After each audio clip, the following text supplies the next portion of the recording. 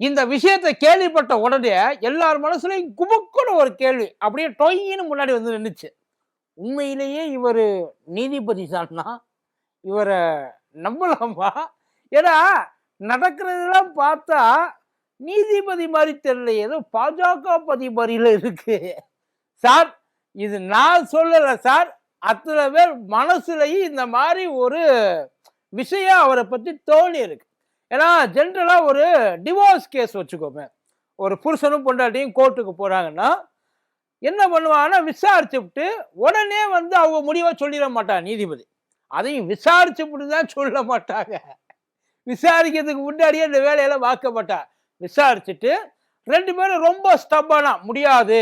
நாங்க வந்து பிரிஞ்சே தீருவோம் அப்படின்னு சொல்லி அடம் புடிச்சுட்டு இருக்காங்கன்னா என்ன பண்ணுவாங்க?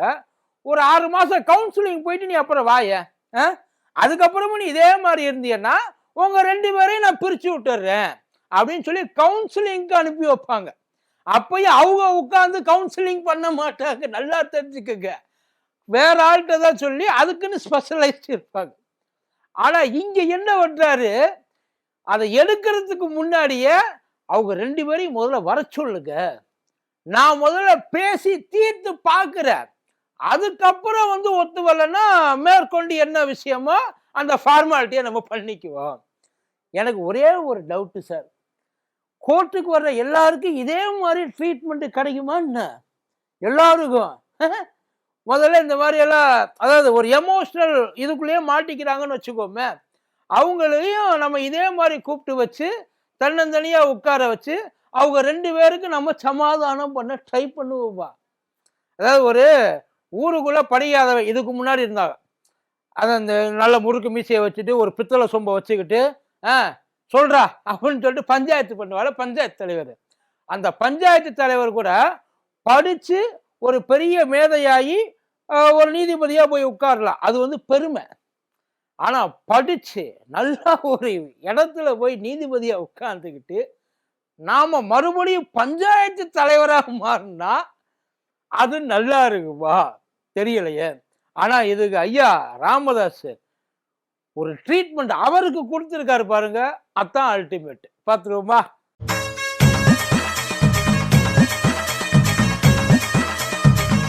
டயா பூஸ்டர் சுகரை கண்ட்ரோல் பண்ணும், உங்க ஆரோக்கியத்தை மீட்டு தரும். சர்க்கரையை கட்டுப்படுத்துறதுக்கான எளிமையான வழிமுறை, இயற்கையான வழிமுறை. அனைத்து மருந்து கடைகளிலும் கிடைக்கும். மதியம் நேரம் வணக்கம். இது மதியம் தர்பார் கூத்தடி கூப்பு. கேஸ் ஒண்ணு பெரிய கேஸ் இல்லைங்க. இப்போ 9ஆம் தேதி சனிக்கிழமை ஒரு மாநாட ஒன்ன போடணும் அப்படின்னு சொல்லி ஐயா அன்புமணி ஒரு முடிவு எடுத்திருக்காப்புல. அதுக்கு என்ன பண்ணிட்டாரு ஐயா ராமதாஸ்? நான் தைலாபுரத்துல உட்கார்ந்து ஒரு கூட்டத்தை மாவட்ட செயலாளர்கள் கூட்டத்தை கூட்டினதுக்கே அதை கூட்ட விடாம என்னை கேவலப்படுத்திட்டாங்க எல்லாருமா சேர்ந்து. இவங்க மாநாடு வேற நடத்துவாங்களா அப்படின்னு சொல்லி ஐயாவுக்கு உள்ளுக்குள்ள ஏதாச்சும் ஒரு வருத்தமா இருந்தாலும் இருக்கலாம் இல்லையா, யாருக்கு தெரியும்.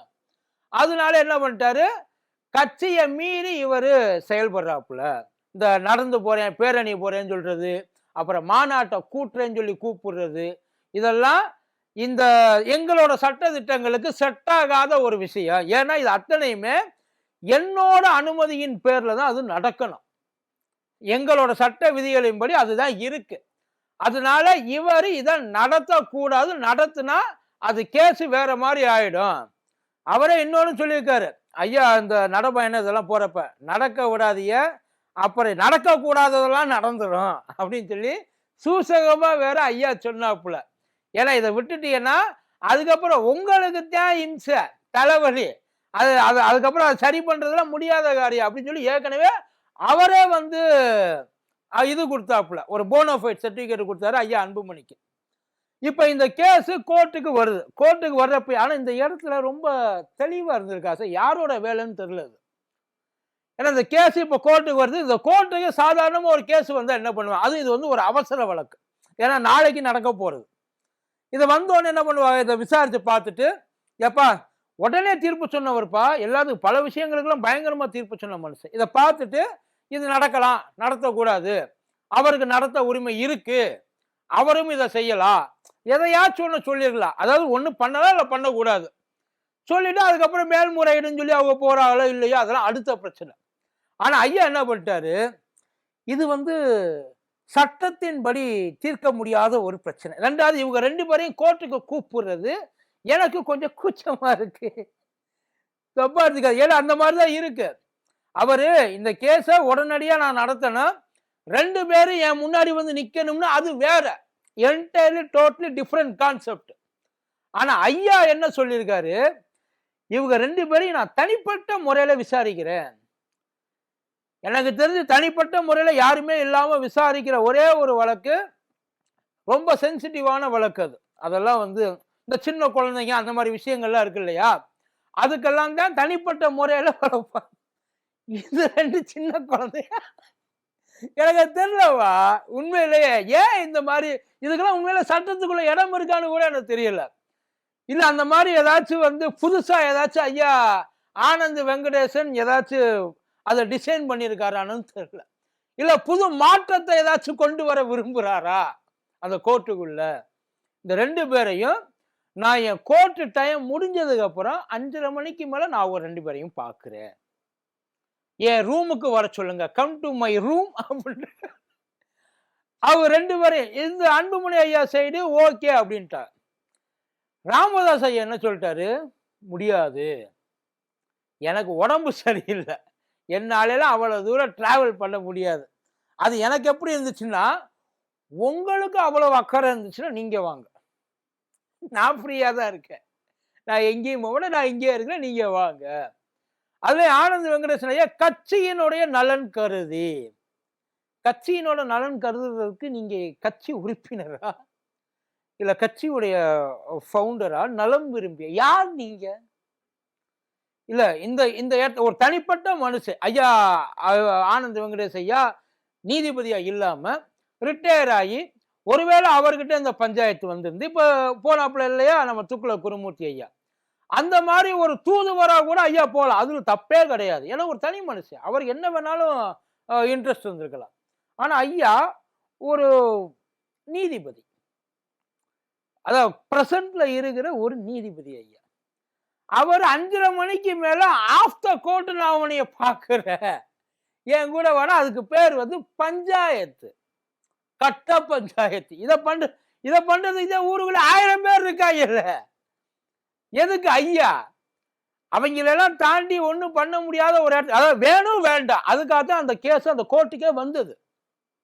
அதை விட்டு வேணும் வேணான்னு எந்த முடிவையும் சொல்லாம கிட்டத்தட்ட இதை ஒத்தி வைக்கிறதுக்கு ஒரு கிட்டத்தட்ட இப்ப 5:30 மணிக்கு மேல வர முடியாதுன்ட்டாங்களா, அந்த கேஸ்ல எந்த விதமான ஒரு தீர்ப்பும் ஆகல, பண்ணலாம்னு சொல்லல, பண்ணக்கூடாதுன்னு சொல்லல.